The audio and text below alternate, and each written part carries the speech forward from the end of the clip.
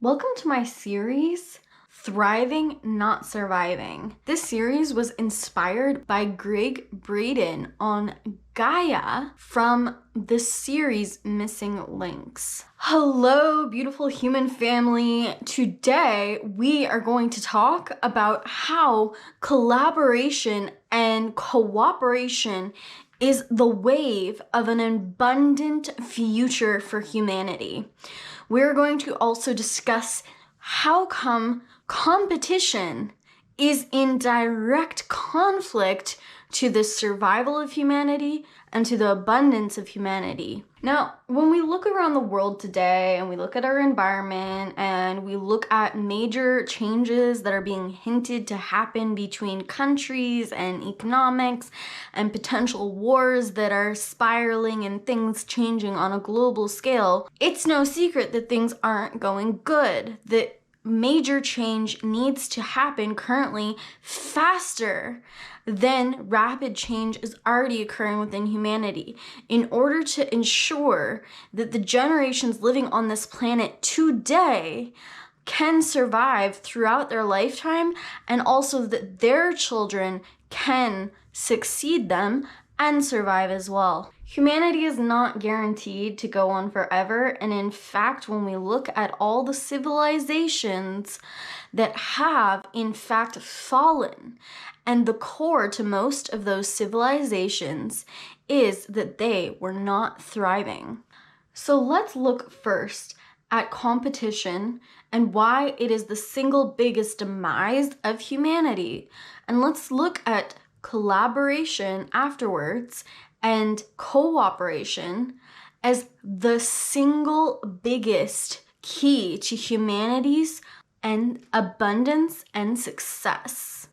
So first of all, when we say competition, we are not talking about a friendly soccer game, and we are not talking about the kind of competition that is healthy and allows for each being or entity to come into their utmost excellence and quality. For example, a super healthy competition in my local community recently was the accolades for the best community service. And my local vegan restaurant won this because of their gluten-free vegan meals that are extremely healthy, that are good quality and gourmet, that you can make at home, and that it is a super affordable service that allows you to have a little bit of help if you don't have the time to cook your family these healthy meals. Not only is it healthy, it's also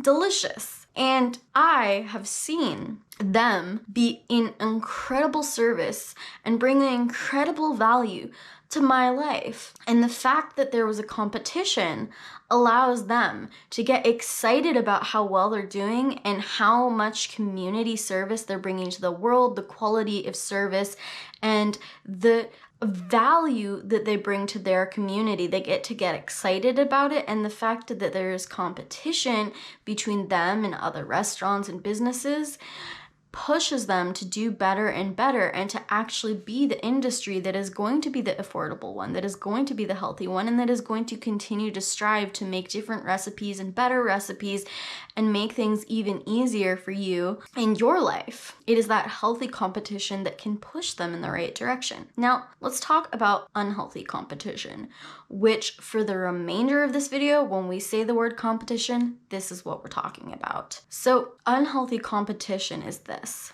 Unhealthy competition is when there is one entity against another entity in some way that is in direct conflict with one or both entities' best interest, as well as they are in direct conflict with that entity's well-being. Now, this is what that looks like.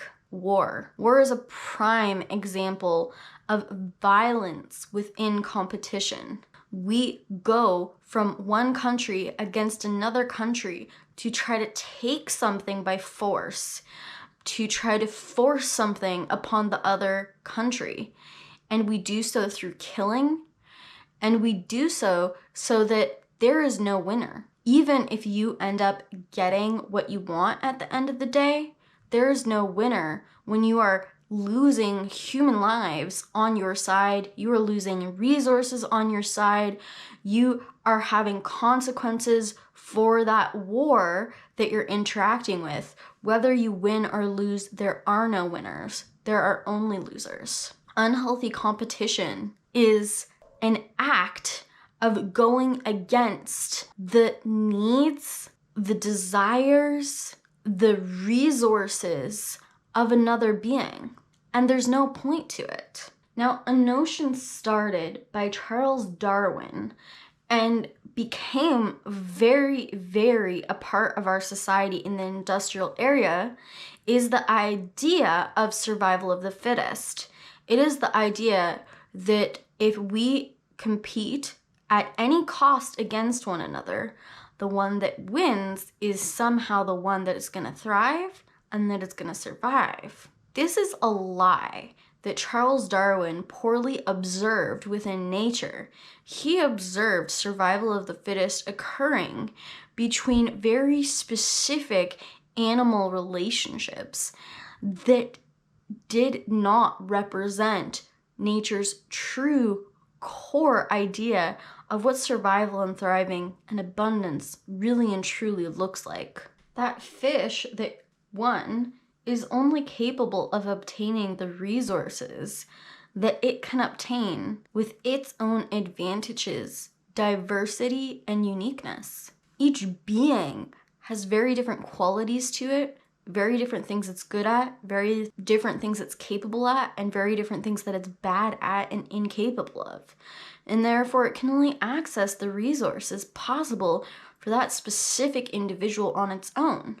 Now, if we want to look at the power in numbers working together, just look at a war that has one person on their team versus a war that has 100 men on their team. There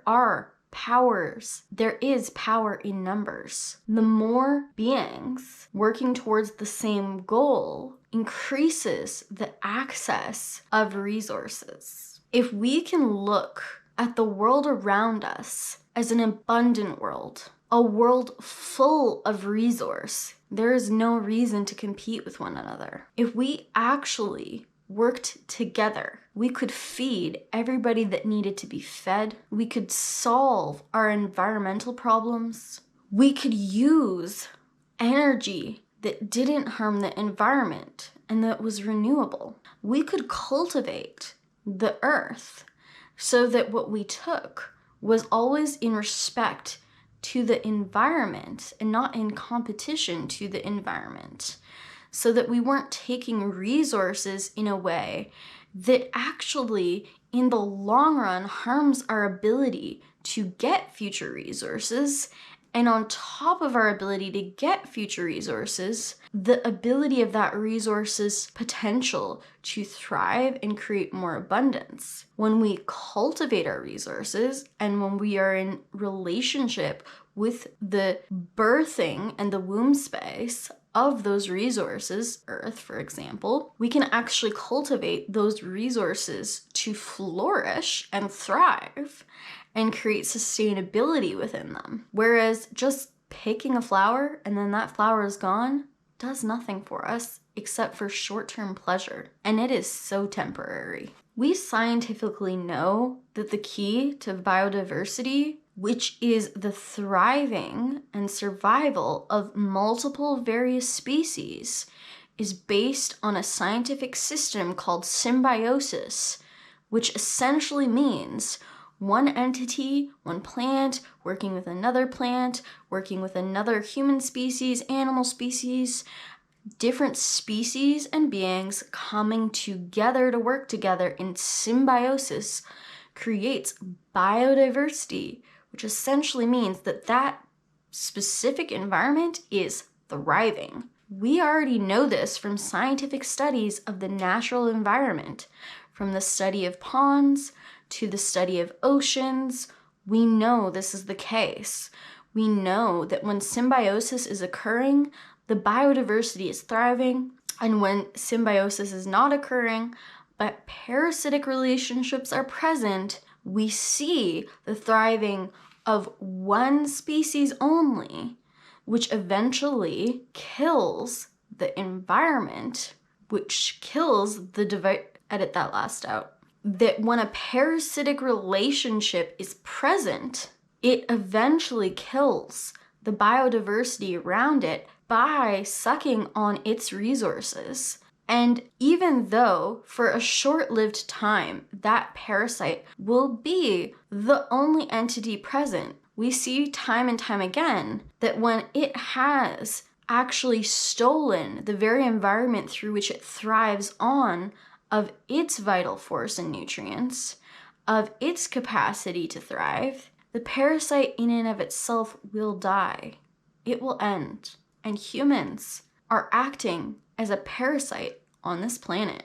We have been in competition with each other. We have been in competition with the planet. We have been in competition with every other species, not caring about anyone's best interest but number one. I'm going to give you prime examples from the natural world of symbiosis, and symbiosis is ultimately the perfect word for collaboration and cooperation. Now, symbiosis is of mutual benefit to the beings participating with each other, participating in life together. An incredible example that I'd like to bring up is coral, which is actually a marine animal, and algae. Now, algae allows the coral to get vital sugars and food for its survival, whereas the coral provides a home for the algae, shelter for the algae, and vital nutrients to actually create that photosynthesis that is creating the synthesized sugars that the coral needs.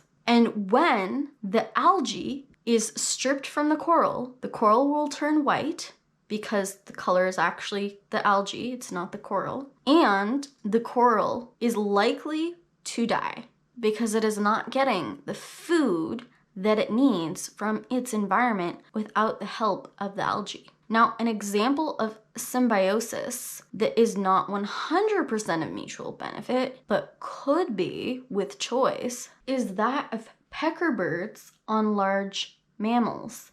You may have seen images of rhinos and zebras that they have these birds housed on their back. Now, what's happening there is the birds are feeding off of different parasites and bugs that are attracted to the large mammals, and they're getting a meal out of it. Now, what the mammals are getting is that they need that parasitic, the mammals are getting out of it is they need those bugs and those parasites to be diminished so that they can themselves thrive. If there's too many bugs or parasites on the large mammals, then they're not doing good for many reasons. Now, another thing that the birds do for the large mammals is that they alert those large mammals of danger. We have observed pecker birds alerting rhinos to the presence of humans that were intending harm to them. The reason it is not 100%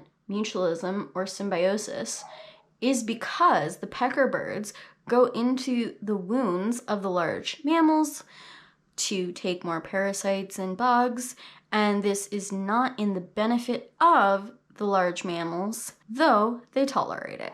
Cooperation and collaboration is this. We're coming together to identify the best interest of everyone is important and that the needs of everyone are important, and we actively come together to use the unique qualities we possess to help each other and are helped at the same time in order to expand our resources, capitalize on our resources, and everybody gets to enjoy more. Because when we come together, we support one another, and our only focus is on a cooperation to how the overall well-being of everybody together can thrive. Now, we need to start cooperating in how we go about interacting with the world, such as the way that we treat animals and the way that we treat industrialized farming, how it's destroying the environment, and how it's destroying the health of the human body.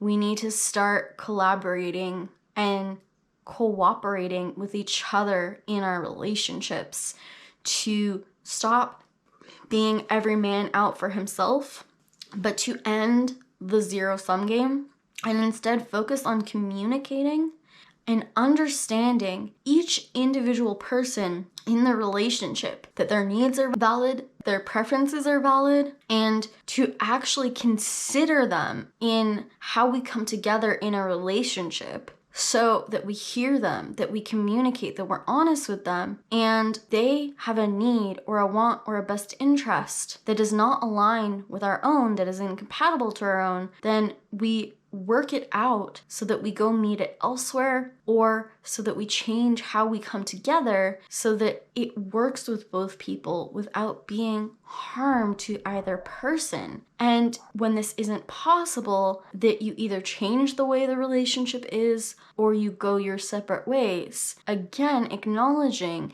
the best interest and well-being of both individuals is not possible, and therefore it is not mutual cooperation and collaboration in a way that is going to help both individuals. When we see the abundance of choices and people and tribe that are available to meet our needs, we start choosing the right people for us, and we can start seeing individuals in their diversity as okay as they are, with their needs, with their contrast, with their differences. We accept them for who they are, and we can choose them with our own free will or not choose them with our own free will. Localized farming is super important when it comes to collaboration and cooperation, because when we are buying local, there is minimal cost to the environment, and you are allowing your local community to benefit financially and serve a purpose.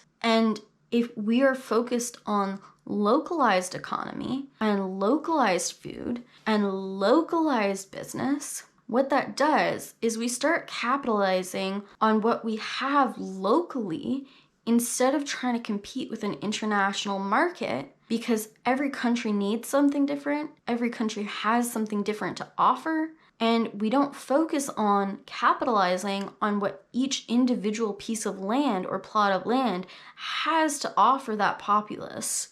The very most, when we are focusing on competing with other countries that don't need those same things and don't have those same things. Allowing yourself to collaborate and cooperate with the environment around you and people and other species is in direct solution-oriented mode. And you all of a sudden immediately have more resources when you come together, because each being is now a resource in and of itself to obtain new resources from. When you work together, you allow for abundance to come into your life and to thrive. And it is all about the individual's choices, and it is all about our decision to make a change, to be the change, and with our own free will, to be more conscious of when we are collaborating and when we are in competition with anybody else. The most profound example of collaboration and cooperation is of intentional community. Now, an intentional community is a group of people that are not necessarily bloodline related, that either live near each other or live in the same house together, or in some way or form have an intentional relationship on mutual aid. They could have an intention to have a mutual career or a mission work to change the world. Maybe the mission could be environmentalism. Intentional community work on helping each other. For example, in an intentional community, if there's multiple kids, it's not every mom every day that has to watch those kids and care for those kids. One mom can watch them one day a week, another can watch them another day a week, and there's more time, space, and energy for the other moms to do something else. You can share things like bills and cleaning responsibilities, that when the responsibility is shared by multiple people, it reduces each individual's need to give out that resource. Intentional communities can be large, like an eco-village, and self-sustaining and localized. Intentional communities help resource things like physical connection and emotional connection that is no longer met by only one person or the rare time that you go and see your friends and family. And if you're here watching my content, chances are that you are doing your best to be the change in the world and to be the best of change in your own personal life.